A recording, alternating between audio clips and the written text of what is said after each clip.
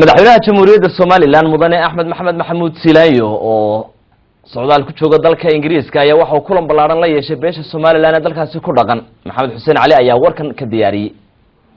madaxweynaha jamhuuriyadda Soomaaliland mudane Axmed Maxamed Maxamuud Silaayo ayaa si diiran oo habmaamuus leh ay jaaliyadda Soomaaliland ee dalka Ingiriiska ay ugu soo dhaweysay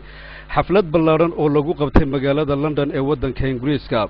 waxaa munaasabadaasi ka qayb galay madaxda jaaliyadaha wakiilada Soomaaliland wasiirka arrimaha dibadda agaasimaha guud ee wasaaradda warfaafinta madax kale iyo marti sharaf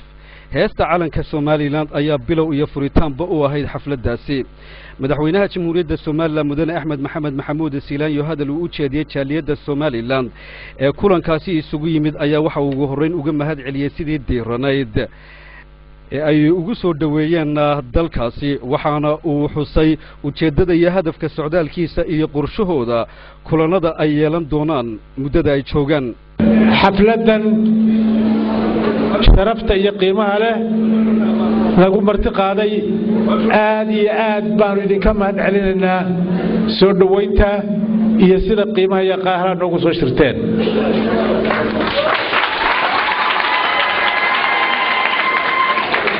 walaalayaal waxaanu soo dhaweyntan caawa kaliya maaha soo dhaweyntii toddobaadkii hore khamiistii markii aanu nimid bisha November 3deedii ilaa iminka dadweynuhu sidii laga hor yimid iyo sidii marba loo soo xiriirayay iyo xiisaha loo qabay inaanu saragno oo aynu wada hadallo aad baan idinka mahad celinaynaa waa mid aan marba ilaabay hadalladii qiimaha lahaa ee halka ka soo jeediseen ee wadaniyadu ku dheehnayd ee dareenka fiican ee wanaagsan ee qarannimada iyo wadanimada xambaarsanaa isagana bogaadin iyo sharaf iyo qiimo weyn baan idinku hayaa horta safarka iyaga kale runtii muu ahayn safar aanu ku nimid sifo official ama rasmi aanu ku nimid dalkan Ingiriiska muu ahayn safar khaas uu ahaa aanu sideeda u nimid laakiin kulli fursad bay noo ahayd ama ay noo tahay inaanu meeshaanu tagnaba kulliba dadweyne iyagana la kulanno dawladda aanu halka aanu ugu nimaadana oo dawladda Ingiriiska aanu saaxiib nahay oo dawladda aad ugu fiicannahay xiriir badan iyo wax qabasho badan iyo taariikh badan naga dhaxaysanaa iyagana kulli cid baanu ka arki doonaa madaxdooda mas'uuliyiintooda waan arki doonaa insha Allah qayb kamid ah waan arki doonaa waan la kulmi doonaa madaxweynaha jamhuuriyadda Soomaaliland mudane Axmed Maxamed Maxamuud Silaayo waxa uu si faahfaahsan uga warramay una xusay maraaxilkii iyo geedi socodkii dalka Soomaaliland uu soo maray waxaana uu tilmaamay tan iyo xilligii ay xukuumadda umayalka u hayay ay ku guuleystay hogaaminta dalka tartankii loo galay wixii tan iyo muddadaasi oo sanad iyo bilo ah u qabsoomay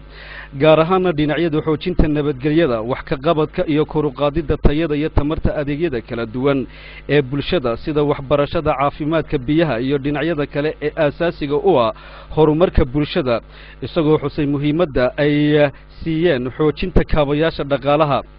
madaxweynuhu waxa uu ka warramay sida ay xukuumaddiisa ay uga go'an tahay in ay hirgeliso dhammaanba tallaabooyinka rukunada u ah in dalkan Soomaaliland iyo dadkiisu ay horumar sameeyaan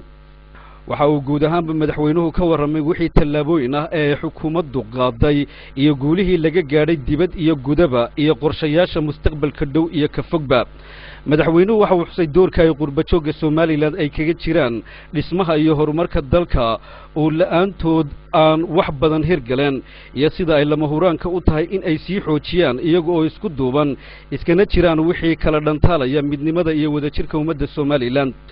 madaxweynaha ka hor waxa halkaasi hadallo warbixin ka jeediyay wasiirka wasaaradda arrimaha dibadda jamhuuriyadda Soomaaliland mudane Maxamed Cabdilaahi Cumar waxaana uu ka waramay heerka ay Soomaaliland maanta ka maraso siyaasadda arrimaha dibadda isagoo taabtay qodobada muhiimka ah ee wixii u hirgalay xildhibaan Cali Gabilay oo kamid ah xildhibaanada golaha wakiilada ayaa isna halkaasi ka jeediyay hadallo ku taxalluqa marxaladda haatan sidoo kale waxa munaasabadaasi hadallo soo dhaweyn ah ka jeediyay safiirka Soomaaliland u fadhiya dalka Ingiriiska mudane Axmed Cumar Suldaan Yuusuf Suldaan Cali oo kamid ah madax dhaqameedka gobolka Awdal ayaa isna waxa uu hadal halkaasi ka jeediyay uu ku tilmaamay hadal aan waxba ka jirin hadallo dhawaan ka soo yeedhay xubno ka mid ah gurbajooga gobolka waxaana uu sheegay in hadalladaasi la iska yidhi isla markaasina aanay ahayn kuwo wax u dhimi kara wadajirka iskaashiga iyo wax wada qabsiga Soomaaliland caashe xuseen maraykan oo ku hadlasay magaca haweenweynaha gurbajooga ah ayaa iyaduna ka warantay doorka haweenka gurbajooga ahi ay kaga jiraan horumarka iyo dhismaha dalka iyo kaalinta ay ka qaadanayaan siiwadkiisa waxaana ay xustay sida ay madaxweynaha ay u soo dhaweynayaan safiirka Soomaaliland u fadhiya dalka Mareykanka iyo xubno kale oo waayeel iyo waxgarad iyo dhalinyarba iskugu jiray qurbajoogana kamid ahaa ayaa munaasabadaasi iyaguna ka hadlay